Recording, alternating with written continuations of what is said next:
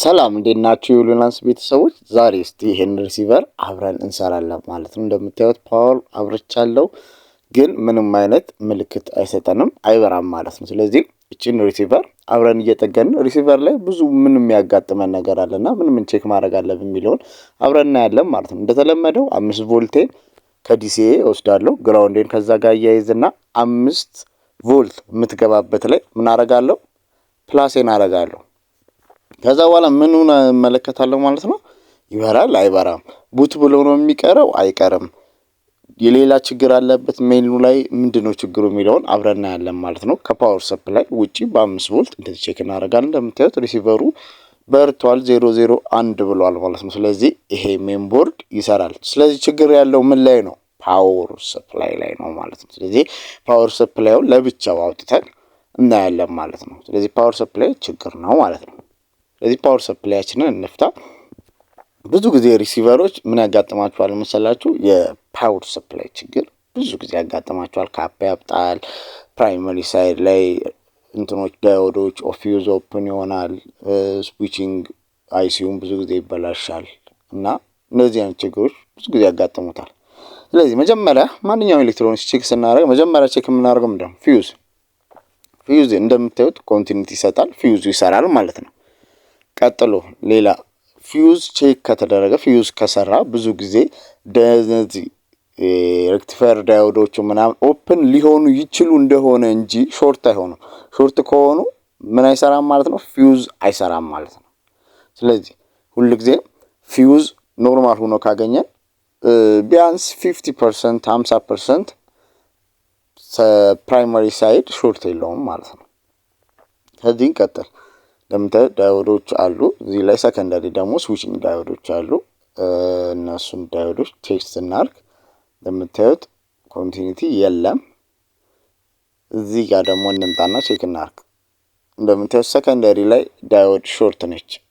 ለደንብ ላሳያችሁ። ዳዮድ ሞድ ላድርገው 00 ማንበብ የለበትም ዳዮድ ላይ። ይሄው እንደምታዩት 0 ሊስት ነምበር ነው የሚሰጠኝ።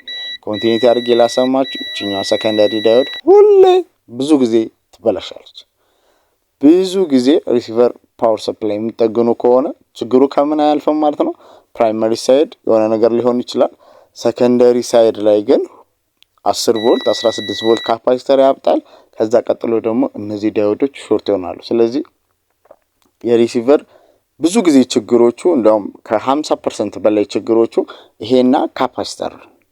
ስለዚህ ቺኛዋን ሰከንደሪ ላይ ያለችን ዳዮድ አውጥተን በሌላ ቀይረን ቼክ እናርጋት ማለት ነው። ስለዚህ ሪሲቨር ስትጠግኑ ከፓወር ሰፕላይ የሪሲቨር የፓወር ሰፕላይ ችግር ብዙ ጊዜ ምንድነው ብያችኋለሁ። አሁን ያልኳችሁ ከ50% በላይ ወይ እነዚህ ዳዮዶች ናቸው፣ ይሄ ዳዮድ ነው፣ ወይ ደግሞ ምንድነው ማለት ነው ካፓሲተር ነው። ስለዚህ ዳዮዱን ካወጣ ነው በኋላ ቼክ እናርገው። እንደምትመለከቱት ሙሉ ለሙሉ ሾርት ሆኗል ማለት ነው፣ ይጮሃል።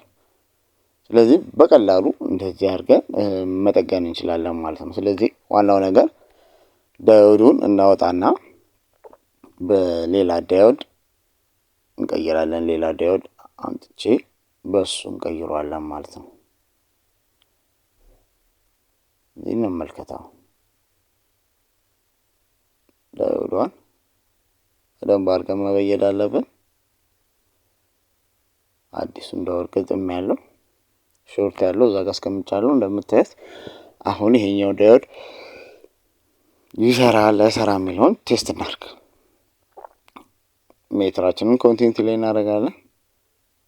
ከዛ በኋላ ቴስት እናድርግ። ቴስት ስናደርግ ሾርት የለም። እዚህ ሪሲቨር ቦርዳችን ላይ ዋናው ቦርዳችን ላይ ሰክተን እንመለከታለን ማለት ነው። እነዚህ ችግሮች የብዙ የሪሲቨር ፓወር ሰፕላይ በጣም ብዙ ችግራቸው ይሄ ነው። ከነዚህ ከሶስቱ አያልፍም። ፕራይመሪ ሳይድ ላይ ሾርት ሊኖር ይችላል። ሰከንደሪ ላይ ካፓሲተር እና ዳዮዱ ይበላሻል ማለት ነው። ስለዚህ በዚህ መልኩ አሁን ፓወር ሰፕላያችን በሚገባ ሰርቷል። ይኸው ቡት ብሎ ጀምሯል ማለት ነው። አሁን ፓወር ሰፕላዩን ብሰራው ብቻ ፓወር ሰፕላይን ጠግኜ አሁን ባየው ኑሮ እሳቀቅ ነበር። ምክንያቱም ሜንቦርድ ይሰራል አይሰራም፣ ግን ሜንቦርዳችን 100% መስራትና ለመስራቱን በምን ቼክ አድርገናል? መጀመሪያ በ5 ቮልታችን ማለት ነው። ስለዚህ 5 ቮልት ከቻርጀርም ላይ አውጥታችሁ ሊሆን ይችላል። ፖዚቲቭና ኔጌቲቭን ብቻ ሳትሳሳቱ እንደዛ ቼክ ማለት ይችላል። ቮልቴጁን እንመልከት። 5 ቮልቴ አለ። ቀጥሎ ደግሞ 16 ቮልቴም አለች። ከዛ ቀጥሎ ደግሞ 21 ቮልቴጅ አለ ማለት ነው። በደንብ እየወጣ ነው። ስለዚህ እዚህ ጋር መግቢያው ጋርስ አለ 3.3 3.5 አለ። ስለዚህ ይሄ ፓወር ሰፕላይ በደንብ እየሰራ ነው ማለት ነው። ስለዚህ ሁሉም ቮልቴጆች ሪሲቨር ላይ መገኘት ያለባቸው ቮልቴጆች እንዳሉ እንደምታዩት ፕሬዘንት ሆነዋል ማለት ነው። ስለዚህ ይሄ ሪሲቨር ቀጣይ በደንብ ይሰራል ማለት ነው። 15 ቮልቴጅ አለ የምታዩት። ቨርቲካልና ሆሪዞንታል መውጣት ያሉባቸው ቮልቴጆች በሙሉ አሉ። ስለዚህ ለኤንኤንቢ ቮልቴጅ በደንብ እየሄደ ነው። ከዛ ቀጥሎ ደግሞ ምን ቼክ ታደርጋላችሁ?